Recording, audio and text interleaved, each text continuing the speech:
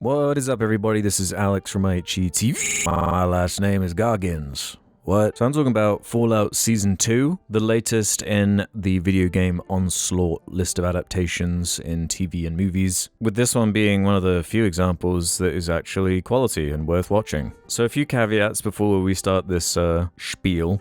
Unlike The Last of Us, where when talking about that show I have a point of reference with the game in a much more kind of intimate way, or like on Sardonicast when talking about the Halo TV show, where I can pick at it from certain lore angles and stuff that's established from the games. My experience with Fallout is pretty minimal. I played Fallout 3 for about 3 or 4 hours, couldn't get into it. Played New Vegas for about the same amount of time, but it crashed on me so consistently I just couldn't get past it. Played Fallout 4 for a similar amount of time. I must have played the beginning of Fallout 4 like 5 times, but I can never get into it mostly because of how it runs, to be honest. They're so poorly optimized and janky. But the reason I tried so many times is because I really think the aesthetic is clever, funny, weird, and cool. The retro future thing really tickles my whistle, if you know what I'm saying. So for me, this is ideal because I can experience the story in the world without having to play it. But I see online a lot of arguments and discussions about like lore things and it going against established rules and stuff like that, so I can't even pick at it from that angle. I'm just going to talk about it as it exists as a TV show, the characters, the arcs, the presentation, and whatnot. So what did I think of Season 1?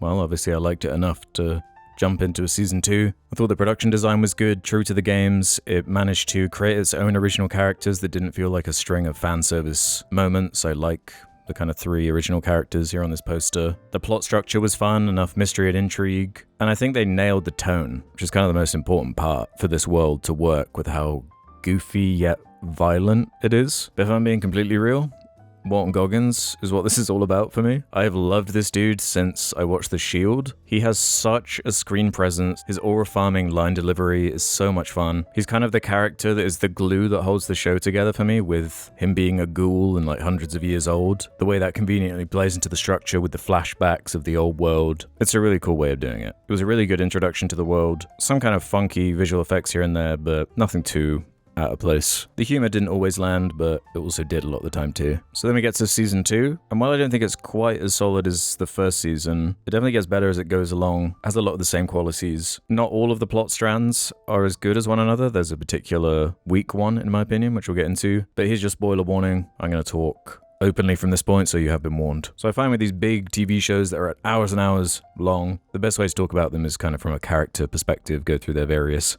arcs and the way they intersect and overlap. So starting with the Ella Pennell character, she's a really fun thread to follow with how kind of her innocent juxtaposition with how brutal the world is and her having to adapt to how grotesque and uncaring it is compared to how good-natured and kind of sweet she is one of the better through lines of humor. And a lot of my favorite scenes this season were just her interacting with her father character, played by Kyle MacLachlan, who I love. Who doesn't love this guy? He always elevates everything he's in. He always seems to understand the tone of what he's in. He's menacing, he's clearly loving the role, has great chemistry with everybody. It's just a shame the de-aging stuff looks so fucking creepy. For a lot of the production design being as good as it is, with these huge sets and big expensive, varied locations, this is definitely a standout. Oh my god, every time it's on screen it's distracting and weird. How do you get around this? You could do what you used to do and just cast someone young. I think he's supposed to be like in his 20s here.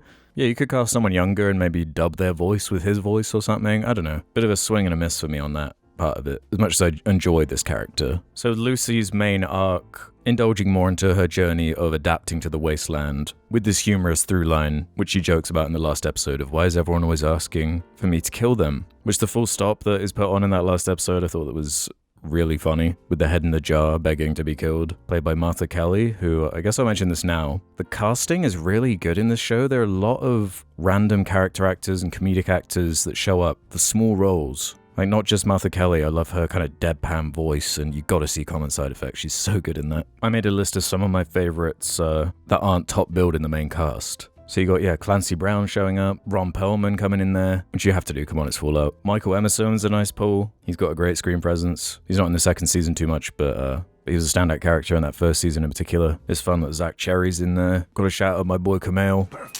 Justin Theroux as Robert House was a nice touch. And Michael Christopher is wonderful. He has an amazing screen presence. He's got this dominating voice. I am Michael Christopher. He is awesome, and Mr. Robot plays a great villain. The more of him, the better. Even this Johnny Pemberton guy, I thought does a goofy comedic performance that complements the show nicely. Yeah, great casting for most people. I mentioned one that stood out as bad this season, but going back to Ella Purnell, this pairing of characters is a really fun combination. Complete opposite spectrum of philosophies, and their banter is really endearing. The way the various plot threads coalesce and overlap is quite satisfying, with the thrust of this season being these control chips. And the strongest place this intersects is between the Lucy storyline and the Goggins ghoul stuff, with the flashbacks giving you context to the old Vegas stuff and Mr. House and that kind of stuff. I'm locked into everything that's happening when there's the flashbacks with Walton.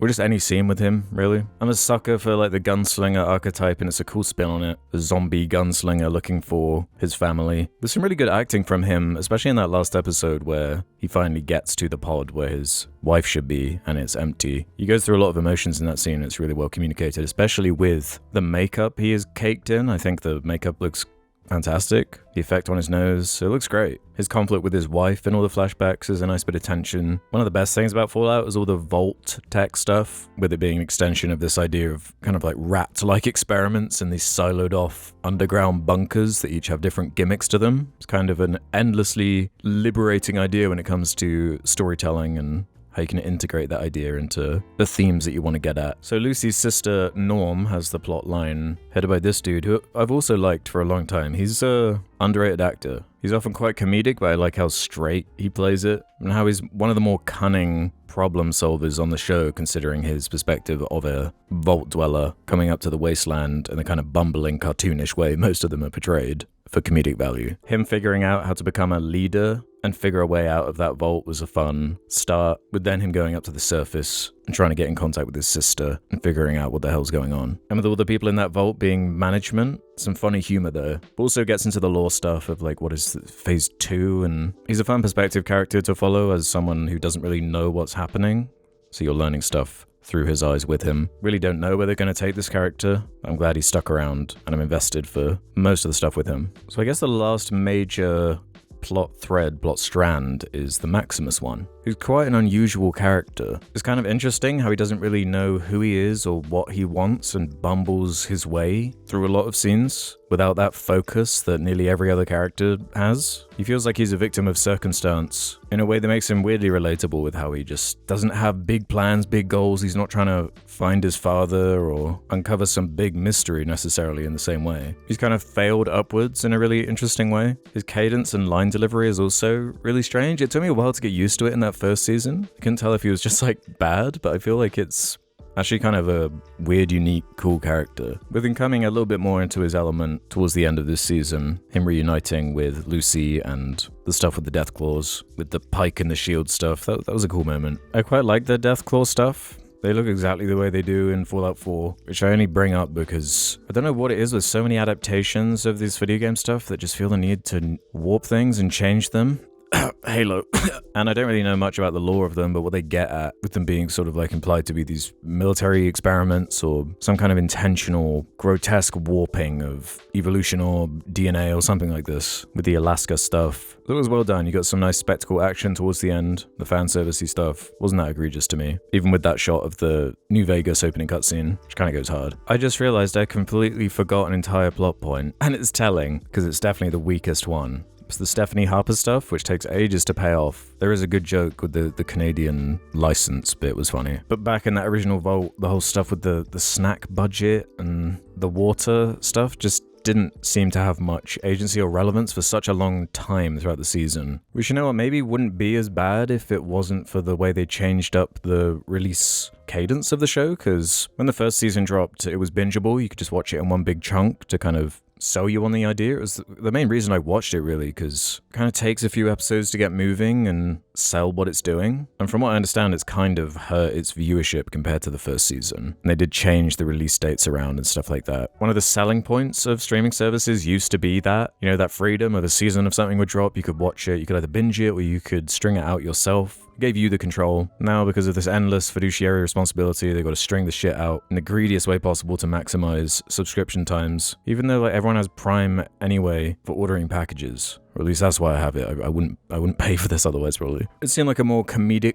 storyline until it gets some relevance with this character, revealing her link with the Kyle character. For as much as I enjoy the Vault stuff, this definitely was a weaker link of the season. That's hilarious that I just kind of forgot that even happened when talking about this. I thought the music was pretty decent in general, with various factions having their own leitmotifs. The Brotherhood theme's really good. The music they do for Goggins' characters, classic Western. There's a nice variety. I think it was the Game of Thrones composer who did a really good job for both seasons of the show, when a lot of the needle drops and personality come from music that already exists. And it's also excellent. One of the best things about the aesthetic of Fallout is when you're exploring the wasteland, those 40s, 50s songs start playing. It creates a nice juxtaposition, a nice atmosphere. I'm not that into the power armor stuff. It's not really my thing, but visually it's pretty decent. It looked a bit more janky in that first season, but there seems to be a nice mix of practicality and maybe even some wire work or something in that last episode where it's kind of doing a lot of heavy action stuff. I don't know how they're going to get to the big scale that's implied by the post-credit scene of the, I can't remember what it's called, the super mech or whatever that the Mr. Robot guy is proposing. That's right, the plans for Liberty Prime. Yeah, we'll see how that goes. It just seemed to capture the heart of the franchise, the faction wars and the different way they dress themselves and their belief systems. It's fun to explore and see them clash. Which kind of brings me to a bit of casting I didn't love. For the Roman fanboys, the Macaulay Culkin character didn't work for me. I thought he was kind of really bad and didn't seem to understand what he was in. Which is a shame because I like the idea of this character and this faction. There's definitely a Culkin who could have played this part better. There seems to be a lot more for him to do in upcoming seasons, so we'll see where that goes. But this bit of casting didn't really do it for me. So as far as this endless stream of video game adaptations are concerned, your Minecrafts, Until Dawns, Mario Bros, Uncharted, FNAF, which I consider to mostly be unwatchable garbage or just fan service slop that doesn't do anything interesting with the original material. This actually cares about his characters, and unlike a lot of the ones I just listed, have created a lot of original characters that you can enjoy without them trying to ape the games in the exact same way. So there's a lot more room to stretch its legs and not be suffocated by expectations of like, this is Nathan Drake, this is Master Chief, this is Steve from Minecraft, this is Chris Pratt playing Mario.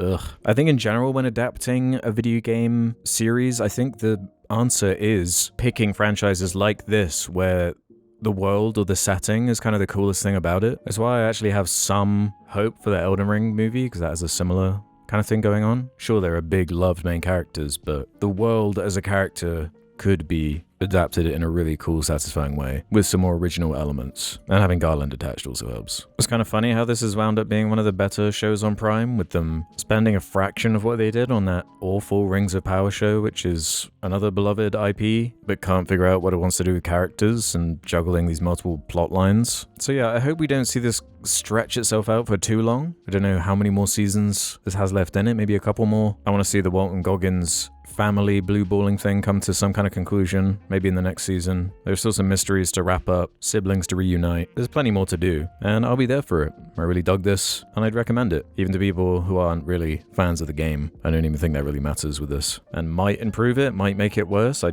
really don't know. I can't judge Fallout fans. Is it like a Halo thing, where it's like no one hates Halo more than Halo fans? Tell me in the comments, and let me know your thoughts. See you on the next vid. Bye.